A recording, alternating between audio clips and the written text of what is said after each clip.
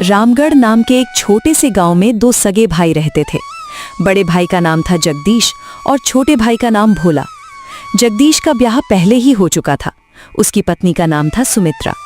भोला अभी अविवाहित था। उसकी उम्र भी विवाह लायक हो चुकी थी, पर पिता की बीमारी के चलते बात आगे नहीं बढ़ पाई थी। दोनों भाइयों के पिता राम सिंह गांव में मेहनत, ईमानदारी और सादगी के लिए जाने जाते थे। खेत में हल चलाना हो या पड़ोसी की मदद करनी हो, राम सिंह हमेशा आगे रहते थे। लेकिन कुछ दिन पहले लंबी बीमारी के बाद राम सिंह चल बसे। पूरे गांव ने उनकी अर्थी को कंधा दिया था। घर में अब सिर्फ जगदीश, सुमित्रा और भोला रह गए थे। पिता के जाने का गम अभी ताज़ा ही था कि जगदीश के मन में कुछ और ही चल रहा था। पिता के गुजरने को अभी 12 ही दिन हुए थे। सुबह की हल्की धुंध अभी छटी नहीं थी और आंगन के एक कोने में लगे नीम के पेड़ पर चिड़िया चहचहा रही थी। भोला हाथ में झाड़ू लिए आंगन साफ कर रहा था, ठीक वैसे ही जैसे बचपन से देखता आया था। बाबूजी हर सुबह सबसे पहले आंगन बुहारते थे और कहते थे, जिस घर का आंगन साफ होता है वहाँ लक्ष्मी खुद चलकर आती है। भोला उसी बात को याद करके आज भी उसी नियम को निभा रहा था। तभी जगदीश हाथ में पिता की पुरानी बही लेकर वहां आ पहुंचा। उसके चेहरे पर एक अजीब सी गंभीरता थी जो भोला को पहले कभी नजर नहीं आई थी। भोला, एक बात कहनी थी तुझसे। हाँ भैया, बोलो ना, क्या बात है? सोच रहा था अब बाबूजी की जो भी जमीन जायदाद है, गाय है, घर का सामान है, उसका बंटवारा कर ले। कब तक ऐसे साथ चलेगा? बंटवारे की बात सुनकर भोला के हाथ से झाड़ू छूटते छूटते बची। उसने हैरानी से भैया का चेहरा देखा। बंटवारा? भैया, अभी तो बाबूजी को गए 12 ही दिन हुए हैं, 13वीं भी नहीं हुई अभी तो। गांव वाले क्या कहेंगे? गांव वालों को क्या लेना देना हमारी संपत्ति से? ये हमारा घर का मामला है भोला। जितनी जल्दी निपट जाए उतना अच्छा, वरना बाद में झगड़े होते हैं, ऐसा सब कहते हैं। फिर भी भैया, कम से कम मुखिया जी को बुला लेते या गांव के 2-4 बुजुर्गों को साथ बिठा लेते। सबके सामने बंटवारा होगा तो कोई शक शुबा नहीं रहेगा। जगदीश के मन में तो पहले से ही एक योजना पक चुकी थी। वो नहीं चाहता था कि कोई तीसरा इंसान इस बंटवारे में शामिल हो। देख भोला, जब तक घर की बात घर में रहती है तब तक ठीक रहती है। बाहर वालों को बीच में लाएंगे तो बात का बतंगड़ बन जाएगा।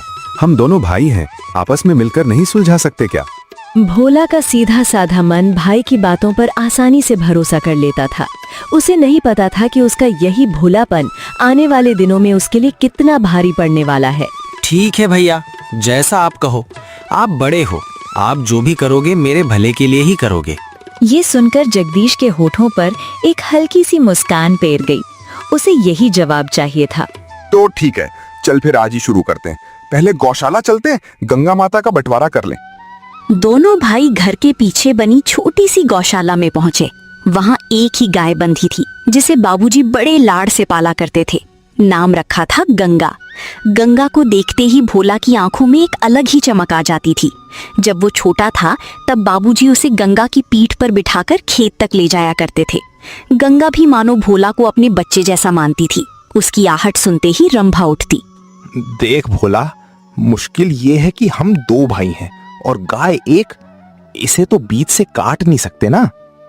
नहीं भैया, ये तो मजाक भी नहीं करना चाहिए। गंगा को कुछ हो गया तो बाबूजी की आत्मा दुखी होगी। मैंने एक तरीका सोचा है। गाय का अगला आधा हिस्सा, सिर, आगे के पैर, वो तेरा, और पिछला हिस्सा, पूंछ, पिछले पैर, वो मेरा। बोल, ठीक रहेगा? भोला कुछ पल तक चुपचाप भैया का मुंह देखता रहा। उसे समझ नहीं आया कि आखिर ये किस तरह का बंटवारा है। भैया, ये मुझे कुछ समझ नहीं आया। मतलब अगला पिछला हिस्सा बांटने से क्या होगा? सीधी सी बात है, जो तेरा हिस्सा है उसकी देखभाल तेरी जिम्मेदारी, चारा खिलाना, पानी पिलाना, नहलाना धुलाना, और जो मेरा हिस्सा है उसकी जिम्मेदारी मेरी। अब बोल, मंजूर है? भोला को अंदर से कुछ अटपटा तो लगा, लेकिन बड़े भाई की बात टालना उसे संस्कारों के खिलाफ लगता था। भैया, अगर आपको यही ठीक लगता है तो मुझे भी मंजूर है। आखिर आप मेरे बड़े भाई हो, आप गलत कैसे सोच सकते हो? ये सुनकर जगदीश के मन में एक ठंडी सी राहत की लहर दौड़ गई।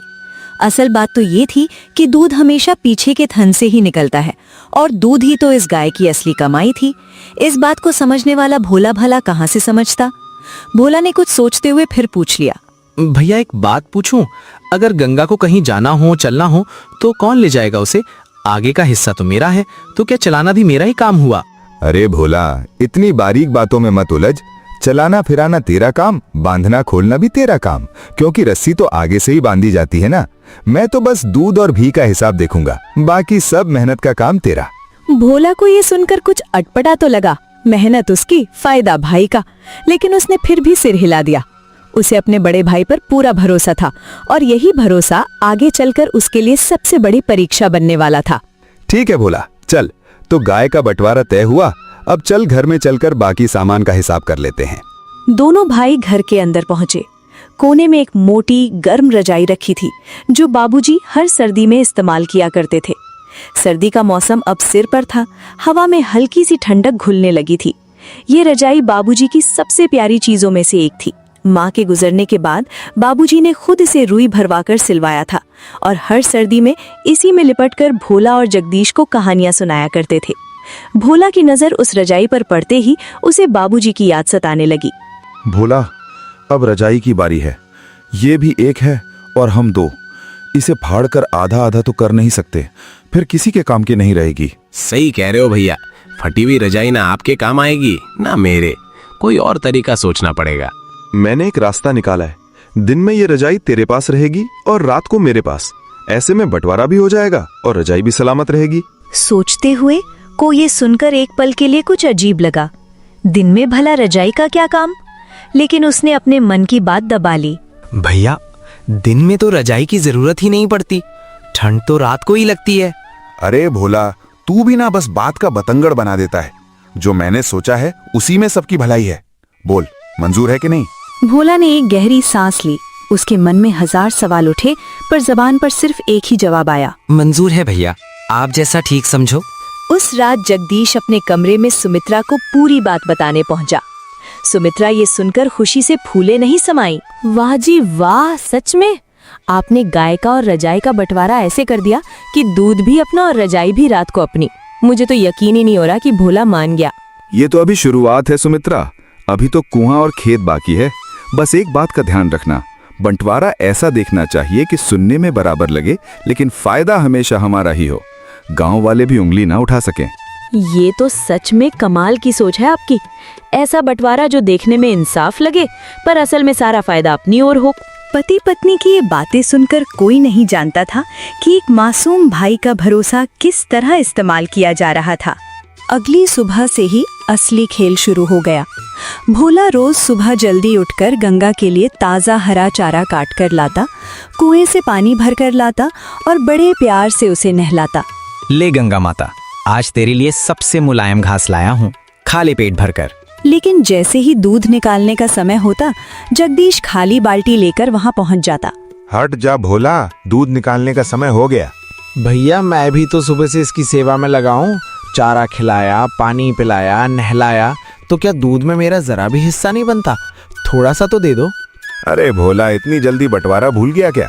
दूध तो पीछे के हिस्से से निकलता है और पीछे का हिस्सा मेरा है। जिस दिन तेरे हिस्से से दूध निकलने लगे उस दिन तू भी रख लेना। भोला के चेहरे पर उदासी छा गई, लेकिन उसने कुछ नहीं कहा, बस चुपचाप सिर झुकाकर वहां से चला गया। ये रोज का नियम बन गया।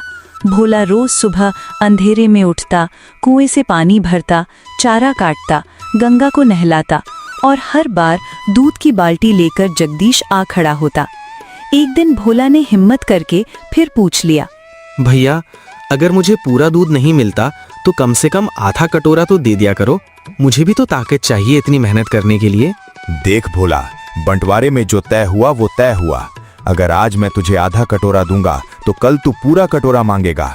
इस तरह बंटवारे का कोई मतलब ही नहीं रह जाएगा। तेरी ताकत की चिंता तो खुद कर, मुझे मेरी चिंता करने दे। भोला की आंखों में आंसू आ गए, लेकिन उसने उन्हें तुरंत पोंछ लिया ताकि भैया को दिखाई न दे। उसे डर था कि कहीं भाई ये न सोच ले कि वो उन पर इल्जाम लगा रहा है। उधर गांव में कुएं पर पानी भरने आई कुछ औरतों और चौपाल पर बैठे बुजुर्गों ने ये नजारा दूर से देख लिया था। बात धीरे धीरे पूरे गांव में फैलने लगी, जैसे हवा के साथ आग फैलती है। अरे देखा तूने, जगदीश तो अपने ही सगे छोटे भाई के साथ ऐसा बर्ताव कर रहा है। गाय की सेवा भोला करे, चारा पानी वो लाए, नहलाए धुलाए और दूध जगदीश ले जाए। ये कहाँ का इंसाफ है भला? हाँ भाई, सुना है बंटवारा भी बिना पंचायत के, बिना किसी बुजुर्ग को बुलाए ही चुपचाप कर लिया। जरूर कोई चाल चली होगी जगदीश ने। राम सिंह भैया होते तो कभी ऐसा नहीं होने देते। मैंने तो अपनी आंखों से देखा, बेचारा भोला सुबह सुबह चारा काट कर लाया, कुएं से 10-10 बाल्टी पानी भरा, फिर भी बेचारे को एक लोटा दूध तक नसीब नहीं हुआ। ऐसा भाई तो दुश्मन से भी बुरा होता है। भोला तो बड़ा सीधा लड़का है, बेचारे को कुछ पता ही नहीं चल रहा कि उसके साथ क्या हो रहा है। किसी को तो उसे समझाना चाहिए। लेकिन भोला को इन सब बातों की भनक तक नहीं थी।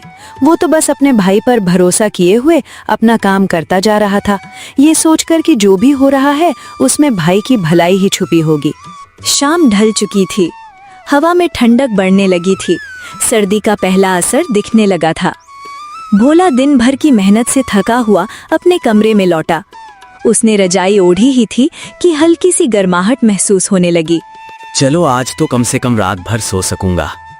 लेकिन अभी वो ठीक से लेटा भी नहीं था कि दरवाजे पर दस्तक हुई। भोला रजाई निकाल, रात हो गई है, अब ये मेरे पास रहनी चाहिए। भैया आज बहुत ठंड है और मेरी तबीयत भी थोड़ी ठीक नहीं लग रही, आज रहने दो ना मेरे पास। झूठ बोलने की भी हद होती है भोला, बंटवारा हो चुका है, अब बहाने मत बना। ला जल्दी दे, मुझे भी ठंड लग रही है। भोला ने कुछ नहीं कहा, भारी मन से उसने रजाई भाई के हाथों में सौंप दी। जगदीश उसे लेकर अपने गर्म कमरे की ओर चला गया, जहां सुमित्रा पहले से ही उसका इंतजार कर रही थी। भोला ठंड से ठिठुरता हुआ अपने पुराने फटे कंबल में सिमट गया। खिड़की से बाहर आसमान में तारे टिमटिमा रहे थे। भोला की आंखों में आंसू आ गए, लेकिन उसने चुपचाप उन्हें पोंछ लिया। बाबूजी, आप होते तो शायद मेरे साथ ऐसा कभी नहीं होने देते, लेकिन कोई बात नहीं, भैया बड़े हैं, उनका हक बनता है, मैं शिकायत नहीं करूंगा। ठंड की रात में भोला का शरीर तो कांप रहा था, लेकिन उसका मन फिर भी अपने भाई के लिए किसी बुरे विचार से खाली था। उसने अपनी दोनों हथेलियों को आपस में रगड़ा और घुटनों को छाती से लगाकर सिकुड़ गया। फिर भी नींद उसकी आंखों से कोसों दूर थी। कोई बात नहीं भोला, ये तो बस एक रात की बात है, कल से आदत पड़ जाएगी। भैया ने जो भी किया होगा सोच समझ कर ही किया होगा। दूर कहीं गांव में किसी घर से चूल्हे का धुआं उठ रहा था। कुत्तों के भौंकने की आवाज रह रहकर सन्नाटे को चीर रही थी। भोला की आंखों के आगे बचपन के वो दिन घूम गए जब बाबूजी उसे अपनी बाहों में भरकर इसी रजाई में सुलाया करते थे और कहते थे, भोला बेटा, दुनिया में चाहे कुछ भी हो जाए, अपने भाई का साथ कभी मत छोड़ना। आज वही रजाई उससे दूर भाई के गर्म कमरे में पड़ी थी और वो खुद ठंड में ठिठुर रहा था। फिर भी उसके मन में भाई के लिए कोई शिकायत नहीं थी, बस एक हल्की सी उदासी थी जो उसकी आंखों से आंसू बनकर बह निकली। उसे नहीं पता था कि आने वाले दिनों में उसकी ये सीधी साधी फितरत उसकी सबसे बड़ी परीक्षा बनने वाली थी। कुआं और खेत का बंटवारा अभी बाकी था और उधर जगदीश और सुमित्रा के मन में अभी और भी बड़ी बड़ी चालें पल रही थीं। रामगढ़ गांव की ये रात तो जैसे तैसे गुजर गई, लेकिन आने वाला हर दिन भोला के लिए एक नई परीक्षा लेकर आने वाला था। एक ऐसी परीक्षा जिसमें उसका भोलापन और उसका धैर्य दोनों की असली परख होनी बाकी थी। उधर गांव की चौपाल पर बुजुर्गों की एक पंचायत सी जुड़ गई थी। मुखिया रामदयाल भी वहीं बैठे थे। मैंने सुना है जगदीश ने भोला के साथ बंटवारे में बहुत नाइंसाफी की है। किसी को तो जाकर भोला से बात करनी चाहिए। मुखिया जी, बात तो सही है, पर भोला खुद कुछ बोलने को तैयार नहीं। वो तो अपने भाई को भगवान समान मानता है। ऐसे भोले इंसान की मदद कैसे करें, यही समझ नहीं आता। मुखिया रामदयाल ने एक गहरी सांस भरी और आसमान की ओर देखा, मानो पूछ रहे हों कि आखिर एक भाई दूसरे भाई के साथ इतना निष्ठुर कैसे हो सकता है। ठीक है, फिलहाल हमें इंतजार करना होगा। जब तक भोला खुद हमारे पास मदद मांगने नहीं आता, हम कुछ नहीं कर सकते। लेकिन इतना तय है, जो बीज जगदीश आज बो रहा है, उसकी फसल उसे एक दिन खुद काटनी पड़ेगी। ये बात सुनकर सब बुजुर्ग सिर हिलाने लगे। किसी को नहीं पता था कि आने वाले दिनों में ये बात कितनी सच साबित होने वाली थी। रामगढ़ गांव की धूप ढलने लगी थी और उसी के साथ ढलने लगी थी भोला की उम्मीदें। लेकिन उसका धैर्य अभी भी उतना ही मजबूत था जितना उसके बाबूजी ने उसे सिखाया था।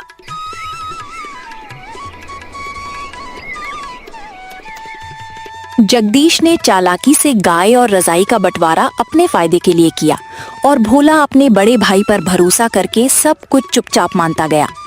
अब बारी थी घर के सबसे जरूरी हिस्सों की, कुआं और खेत। अगली सुबह दोनों भाई गांव के बाहर बने पुश्तैनी कुएं की ओर चल पड़े। ये कुआं बाबूजी के दादा के जमाने से चला आ रहा था। पूरे परिवार की प्यास इसी से बुझती थी। रास्ते में भोला के मन में एक अजीब सी बेचैनी थी, लेकिन वो उसे जाहिर नहीं होने देना चाहता था। भोला, अब अपने पास कुआं एक है और पानी पीने वाले हम दो। सोच क्या बंटवारा करें।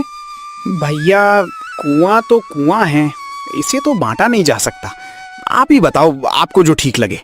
जगदीश कुछ देर सोचने का नाटक करता रहा, जबकि असल में उसके मन में योजना पहले से ही तैयार थी। मैंने सोचा है भोला, क्यों ना ये सारा कुआं तुझे ही दे दूं। सच में भैया? लेकिन अगर सारा कुआं मुझे दे दोगे तो आप पानी कहाँ से लाओगे, क्या पियोगे? अरे पहले पूरी बात तो सुन। कुआं तो तेरा रहेगा, इसकी ईंट, इसकी दीवार, इसका ढांचा सब तेरा, लेकिन इसके अंदर जो पानी है वो मेरा। भोला की मुस्कान एक पल में गायब हो गई। उसे ये बंटवारा कुछ अजीब सा लगा, पर वो ठीक से समझ नहीं पाया कि आखिर गलत क्या है। भैया, ये तो समझ नहीं आया। कुआं मेरा, पानी आपका, मतलब मैं क्या करूंगा इस कुएं का अगर पानी ही नहीं मिलेगा? देख भोला, कुआं तो एक बड़ी संपत्ति है, इसकी कीमत पानी से कहीं ज्यादा है। तू सोच, तेरे पास इतनी बड़ी चीज होगी, तेरा नाम होगा कुएं वाला भोला। इससे बड़ी इज्जत की बात और क्या होगी गांव में। भोला को भाई की बातें कुछ हद तक जंच गईं। आखिर बड़े भाई इतना क्यों सोचेंगे उसके लिए, अगर उसका भला ना चाहते हो। ठीक है भैया, मंजूर है, लेकिन अगर मुझे प्यास लगे तो मैं क्या पीऊंगा? अरे उसकी चिंता मत कर, तू मुझसे मांग लेना, मैं दे दूंगा, आखिर भाई हूं तेरा। भोला ने राहत की सांस ली और सिर हिला दिया। उसे नहीं पता था कि ये वादा आने वाले दिनों में कितना खोखला साबित होगा। वो अपने बड़े भाई की तरफ देखकर मुस्कुराया, जैसे उसे अभी भी यकीन था कि खून का रिश्ता कभी धोखा नहीं दे सकता। पास ही खड़ी बूढ़ी नीम के पेड़ के नीचे कुछ बकरियां चरा रहा एक चरवाहा लड़का ये सारी बातचीत सुन रहा था। उसे भी ये बंटवारा कुछ अजीब लगा, पर वो एक बच्चा था, भला बड़ों की बात में क्या दखल देता। वो चुपचाप अपनी बकरियां लेकर आगे बढ़ गया, पर उसके मन में ये बात कहीं ना कहीं टंग गई। शायद उसे भी एहसास हो गया था कि इंसाफ और इस बंटवारे में कहीं ना कहीं बड़ा फर्क है, भले ही वो उसे शब्दों में बयां ना कर सके। चल भोला, अब देर हो रही है, खेत की तरफ चलते हैं, वहां भी हिसाब करना बाकी है। हाँ भैया, चलो। कुएं के बाद दोनों भाई खेत की ओर बढ़े। रास्ते में हरे भरे खेत दूर तक फैले हुए थे और हवा में मिट्टी की सौंधी खुशबू घुली हुई थी। ये वही खेत था जहां राम सिंह हर साल गेहूं और आलू की फसल बोया करते थे और भोला बचपन से यहीं खेलते हुए बड़ा हुआ था। उसे याद आया कि कैसे बाबूजी उसे कंधे पर बिठाकर पूरे खेत का चक्कर लगवाते थे और कहते थे, ये जमीन हमारा अन्नदाता है बेटा, इसकी सेवा कभी मत छोड़ना। भोला, अब सबसे जरूरी चीज बची है ये खेत, इसका बंटवारा भी कर लेते हैं। भैया, ज्यादातर लोग तो खेत को बीच से आधा आधा बांट लेते हैं, हम भी वैसे ही कर लें। नहीं भोला, मैंने कुछ अलग सोचा है। ये सारी जमीन और इस पर जो भी फसल उगेगी वो सब तेरी। भोला की आंखें हैरानी से बड़ी हो गईं। उसे यकीन नहीं हुआ कि भाई इतना बड़ा दिल दिखा रहा है। सच में भैया, पूरा खेत और पूरी फसल मेरी? आप कितने अच्छे हो भैया, मुझे पता था आप मेरे साथ नाइंसाफी नहीं करोगे। अरे भोला, आखिर मैं तेरा बड़ा भाई हूँ, तेरा भला नहीं सोचूंगा तो कौन सोचेगा। बस एक छोटी सी शर्त है। कैसी शर्त भैया? जमीन की मिट्टी के नीचे जो कुछ भी होगा उस पर मेरा हक होगा, यानी जड़ें, और जमीन के अंदर जो कुछ भी उगेगा वो मेरा। भोला को ये बात सुनकर कुछ खटका हुआ, पर उसने सोचा जड़ों का भला कोई क्या करेगा, फसल तो ऊपर ही उगती है। भैया, फसल तो ऊपर उगती है, जड़ें तो बेकार होती है, आप उन्हें लेकर क्या करोगे? वो मुझ पर छोड़ दे भोला, तू मुझे बस जड़े लेने देगा ना तो मेरे लिए वही बहुत है। इससे गांव वाले भी नहीं कहेंगे कि जगदीश ने अकेले सारा खेत हड़प लिया। ठीक है भैया, मंजूर है, जैसा आप ठीक समझो। ये सुनकर जगदीश के चेहरे पर एक शैतानी मुस्कान फैल गई। उसने पहले ही तय कर लिया था कि इस बार आलू की फसल बोई जाएगी, और आलू तो जमीन के नीचे ही उगते हैं। भोला को इसका जरा भी अंदाजा नहीं था। शाम को जगदीश घर पहुंचा तो सुमित्रा ने उत्सुकता से पूछा, आज क्या क्या बंटवारा हुआ जी? कुछ हमारे फायदे का भी हुआ या नहीं? अरे सुमित्रा, कुआं भोला का पर पानी मेरा, खेत भोला का, ऊपर की फसल भोला की, पर जमीन के नीचे जो कुछ भी होगा वो मेरा। और इस बार मैंने बीज ही आलू के बोए हैं। वाह जी वाह, आप तो सच में कमाल के इंसान हो। भोला बेचारा पूरी फसल की मेहनत करेगा और मिट्टी खोदते ही सब कुछ हमारा हो जाएगा। बस इसी दिन का इंतजार है सुमित्रा। कुछ हफ्तों में आलू तैयार होंगे और तब देखना तमाशा। पति पत्नी की ये हंसी उस घर की दीवारों में गूंज रही थी, जबकि दूसरी तरफ भोला अपने छोटे से कमरे में चुपचाप बैठा अपने बाबूजी की तस्वीर को देख रहा था, ये उम्मीद लिए कि शायद इस बार सब ठीक हो जाएगा। दिन बीतते गए। भोला रोज सुबह चारा काटता, गंडा को नहलाता, कुएं को साफ रखता, खेत में मेहनत करता, पर हर बार उसकी मेहनत का फल जगदीश और सुमित्रा के घर पहुंच जाता। एक दिन भोला खेत से काम करके थका हुआ लौट रहा था, गला सूख रहा था। वो सीधा कुएं की ओर बढ़ा। बहुत प्यास लगी है, चलो थोड़ा पानी पी लूं। भोला ने जैसे ही बाल्टी उठाई, ठीक उसी वक्त जगदीश वहां आ पहुंचा और उसके हाथ से बाल्टी छीन ली। तेरी हिम्मत कैसे हुई मेरी इजाजत के बिना पानी निकालने की? भैया, बहुत तेज प्यास लगी है, थोड़ा पानी पी लेने दो। भूल गया बंटवारा, कुआं तेरा है पर पानी मेरा है, मेरा भूल गया? नहीं भैया, याद है, लेकिन आपने ही तो कहा था जब भी प्यास लगे मुझसे मांग लेना। अभी मेरे पास पानी नहीं है तेरे लिए, बाद में आना। भोला ने कुछ नहीं कहा, बस सूखे गले के साथ वहां से लौट गया। उसकी आंखों में आंसू थे, लेकिन उसने उन्हें रोक लिया। रास्ते में उसे अपनी पड़ोसन शांति काकी मिली, जो कुएं पर पानी भरने आई थीं। अरे भोला बेटा, क्या हुआ? चेहरा इतना उतरा हुआ क्यों है? कुछ नहीं काकी, बस प्यास लगी थी, सोचा था कुएं से पानी पी लूंगा। अरे तेरा ही तो कुआं है, फिर पानी क्यों नहीं पिया? काकी, कुआं मेरा है पर पानी भैया का है, ऐसा ही बंटवारा हुआ था। शांति काकी को ये सुनकर विश्वास ही नहीं हुआ। उन्होंने अपने घड़े भर पानी भोला को दे दिया। ले बेटा, ये पानी पी ले। पर भोला, तू अपने भाई के लिए इतना सब क्यों सहता है? कुछ तो बोल उससे। काकी, वो मेरा बड़ा भाई है। बाबूजी ने सिखाया था बड़ों का आदर करना, उनसे सवाल जवाब नहीं करना। मैं कैसे उनसे लड़ूं? शांति काकी की आंखें भर आईं। उन्होंने भोला के सिर पर हाथ फेरा और बिना कुछ कहे वहां से चली गईं। उनके मन में भोला के लिए गहरी सहानुभूति थी, पर वे भी जानती थीं कि घर के मामले में दखल देना ठीक नहीं। कुछ हफ्तों बाद आलू की फसल तैयार हो गई। भोला खुशी खुशी खेत में आलू निकालने पहुंचा, ये सोचकर कि आखिरकार उसकी मेहनत का फल उसे मिलेगा। लेकिन जैसे ही उसने पहला आलू जमीन से निकाला, जगदीश वहां आ धमका। अरे अरे रुक जा भोला, ये क्या कर रहा है? भैया, फसल तैयार हो गई है, मैं आलू निकाल रहा हूँ। भूल गया अपना ही बंटवारा। आलू जमीन के नीचे उगते हैं और जमीन के नीचे जो कुछ भी है वो मेरा है। भोला के हाथ से आलू छूटकर जमीन पर गिर पड़ा। उसे अब समझ आया कि भाई ने कितनी चालाकी से ये बंटवारा किया था। भैया, ये तो सरासर गलत है, आपने कहा था फसल मेरी होगी। फसल तेरी है ना, ऊपर के पत्ते तना सब तेरा, पर आलू तो जमीन के नीचे हैं, इसलिए वो मेरे। अब चुपचाप हट जा, मुझे काम करने दे। भोला का दिल टूट गया। वो चुपचाप खेत की मेड़ पर बैठ गया और आसमान की ओर देखने लगा। उसकी आंखों से आंसू बहने लगे। महीनों की मेहनत और हाथ में कुछ नहीं आया। उसे याद आया कि कैसे उसने रोज सुबह सुबह खेत में पानी दिया था, खरपतवार निकाले थे और हर रात ये सोचकर सोता था कि जब फसल तैयार होगी तो कम से कम अपने पेट भर खाने का इंतजाम हो जाएगा। लेकिन अब वो उम्मीद भी मिट्टी में दब गई थी। दूर से ये सब देख रहे कुछ खेत मजदूरों ने आपस में फुसफुसाना शुरू कर दिया। देखा, बेचारे भोला की मेहनत मिट्टी में मिल गई। कैसा भाई है ये जगदीश, अपने ही खून के साथ ऐसा छल। भगवान ही मालिक है इस भोले इंसान का, कोई तो होगा जो एक दिन इसका साथ देगा। जगदीश अपनी बोरी में आलू भरता हुआ खुशी से गुनगुना रहा था। उसे भोला के आंसुओं से कोई फर्क नहीं पड़ रहा था। वो तो बस अपनी अगली चार के बारे में सोच रहा था।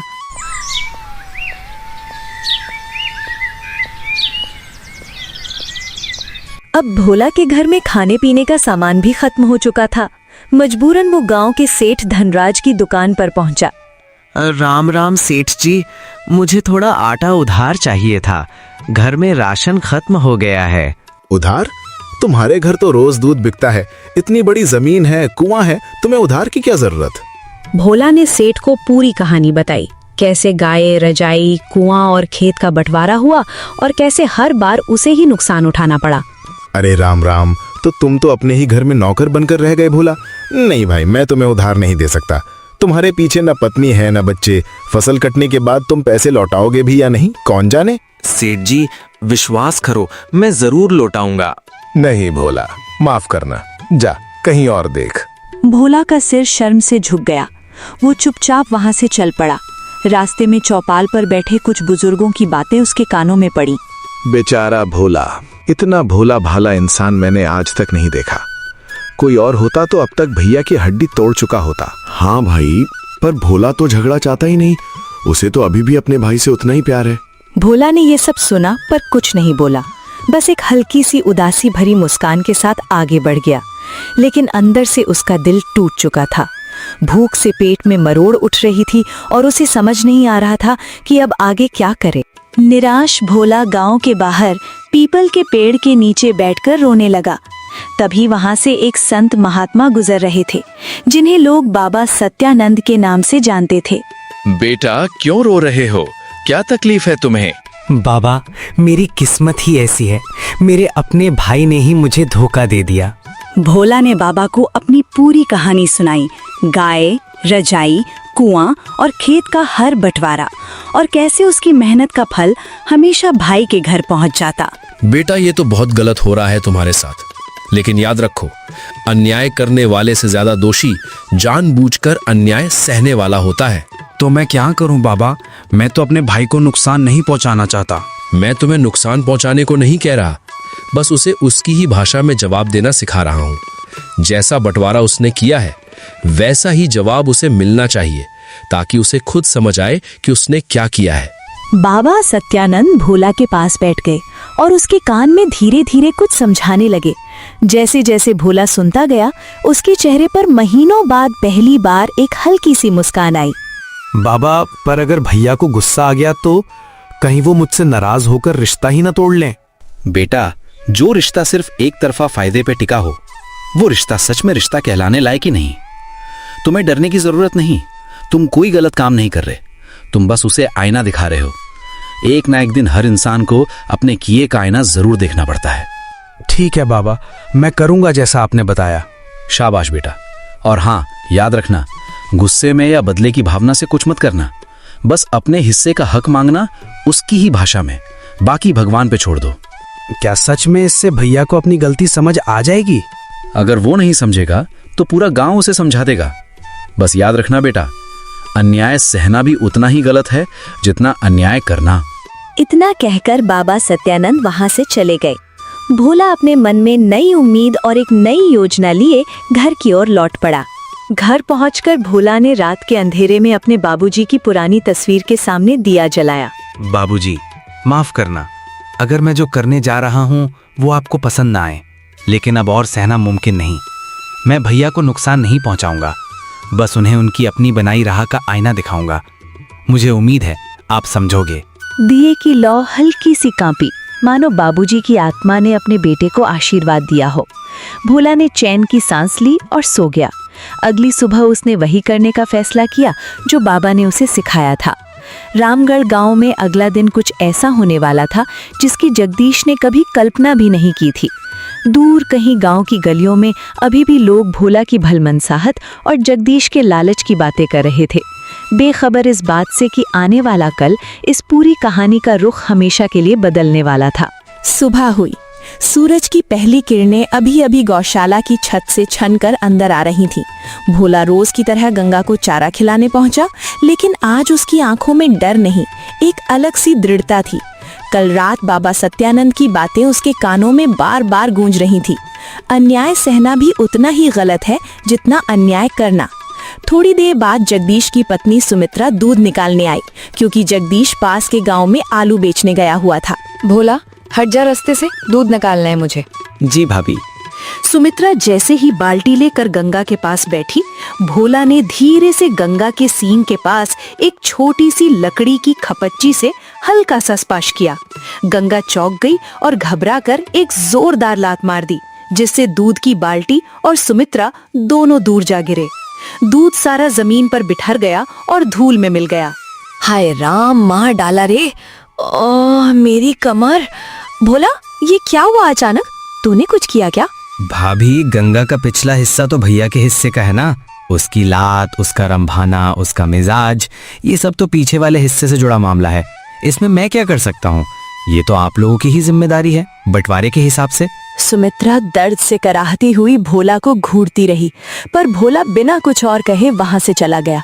उसके चेहरे पर न कोई घबराहट थी, न कोई अपराध बोध। सुमित्रा किसी तरह लंगड़ाते हुए, दर्द से कराहते हुए घर पहुंची। शाम को जगदीश जब घर लौटा, थका हुआ पर संतोष भरे चेहरे के साथ, कि आज अच्छे दाम में आलू बिक गए थे। पर घर की दहलीज पर कदम रखते ही पत्नी की हालत देखकर उसके होश उड़ गए। अरे सुमित्रा, ये क्या हुआ तुझे? इतना दर्द में क्यों है तू? सुमित्रा ने रोते हुए पूरी बात बताई कि कैसे गंगा ने अचानक लात मारी और कैसे भोला बिना कुछ मदद किए चुपचाप वहां से चला गया। और सबसे बड़ी बात, जब मैंने भोला से पूछा तो उसने कहा कि गाय का पिछला हिस्सा तो आपका है, तो उसका मिजाज संभालना भी आपकी ही जिम्मेदारी है। ये सुनते ही जगदीश का खून खौल उठा। उसकी आंखों में गुस्सा साफ झलक रहा था। उस भोला की इतनी हिम्मत! मैं उसे नहीं छोड़ूंगा आज। जगदीश, रहने दो, मत जाओ अभी उसके पास, तबीयत ठीक नहीं मेरी। पर गुस्से में जगदीश ने पत्नी की एक न सुनी और सीधा भोला के कमरे की ओर बढ़ गया। तेरी इतनी हिम्मत कि तूने मेरी पत्नी को इतनी बड़ी चोट लगने दी और चुपचाप चला गया? भैया, गंगा को मैंने कुछ नहीं किया, वो अपने मिजाज में लात मार बैठी।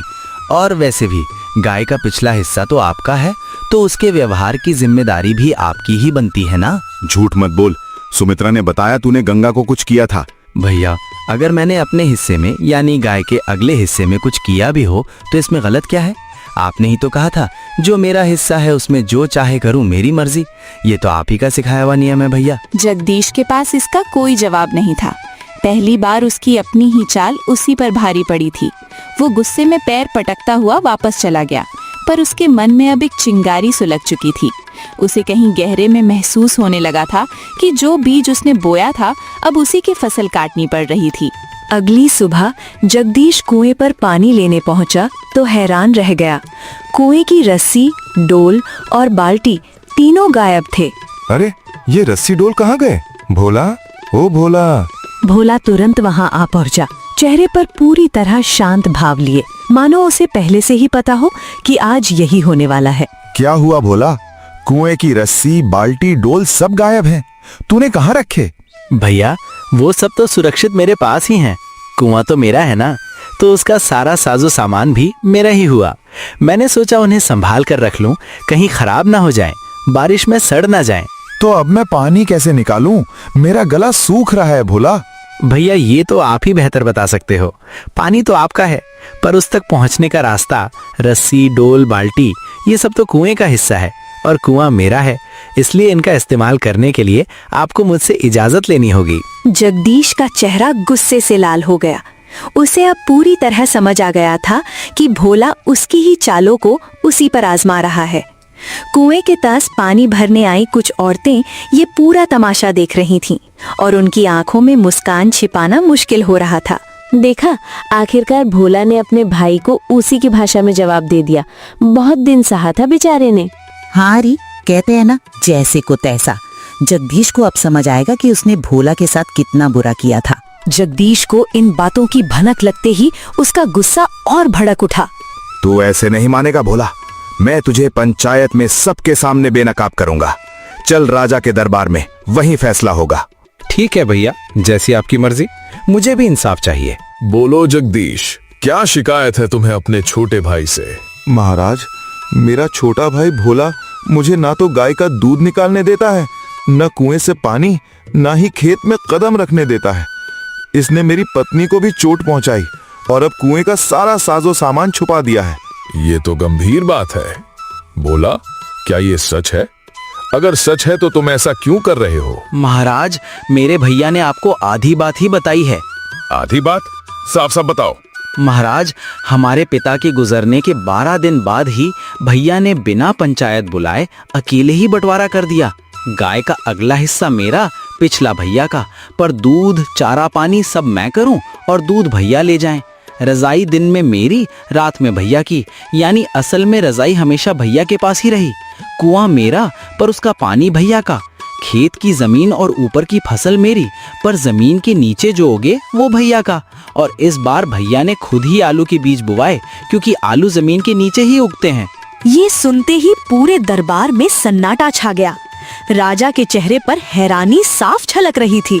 ये तो सुनकर ही समझ आ जाता है कि ये कोई बराबरी का बंटवारा नहीं, बल्कि एक चालाकी भरा छल था।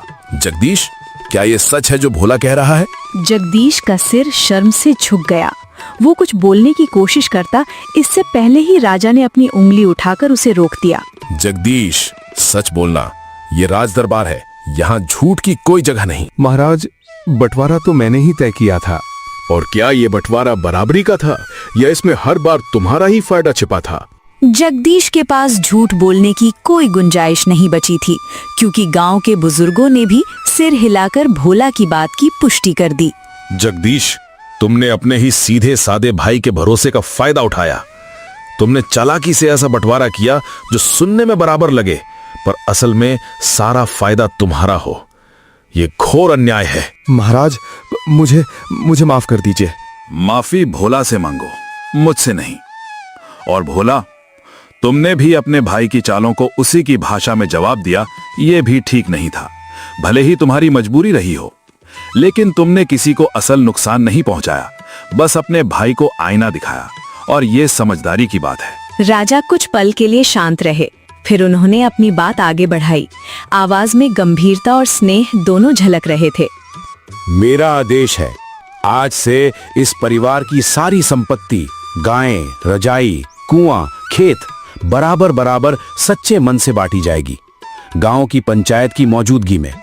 और जगदीश, तुम अपने भाई से माफी मांगोगे और आज से उसके साथ वैसा ही व्यवहार करोगे जैसा एक बड़ा भाई अपने छोटे भाई के साथ करता है, प्यार और बराबरी से, बिना किसी लालच के। पूरा दरबार खामोश था। जगदीश की आंखों में आंसू आ गए। उसे अपनी गलती का एहसास हो चुका था। पिछले कई महीनों की सारी बातें उसकी आंखों के सामने घूम गईं। भोला की मेहनत, उसकी खामोशी, उसका भरोसा, और उसने उसी भरोसे का किस तरह फायदा उठाया था। वो धीरे धीरे भोला के सामने आया। उसकी आंखों में गहरी शर्मिंदगी थी। मुझे माफ कर दे, मैं अपने ही सगे भाई के साथ इतना छल कैसे कर सका, ये सोचकर मुझे खुद पर शर्म आ रही है। लालच ने मेरी आंखों पर ऐसा पर्दा डाल दिया था कि मुझे अपना ही खून भी पराया दिखने लगा था। तूने मुझसे न लड़ाई की न शिकायत, बस अपनी मेहनत और सब्र से मुझे आईना दिखाया। भैया, मैंने कभी आपसे नफरत नहीं की, बस चाहता था कि आपको एहसास हो कि जो आप मेरे साथ कर रहे थे वो कितना गलत था। आज से हम फिर से एक साथ हैं, बराबरी से, बिना किसी छल कपट के। वाकई ये कहानी हर घर तक पहुंचनी चाहिए। लालच में डूबा इंसान अपनों को भी पराया समझने लगता है, पर सच्चा भाईचारा किसी भी बंटवारे से बड़ा होता है। दरबार यहीं समाप्त होता है। जाओ, दोनों भाई मिलकर अपने परिवार को फिर से खुशहाल बनाओ और गांव के हर घर तक ये संदेश पहुंचाओ कि रिश्तों को कभी चालाकी के तराजू पर मत तौलो।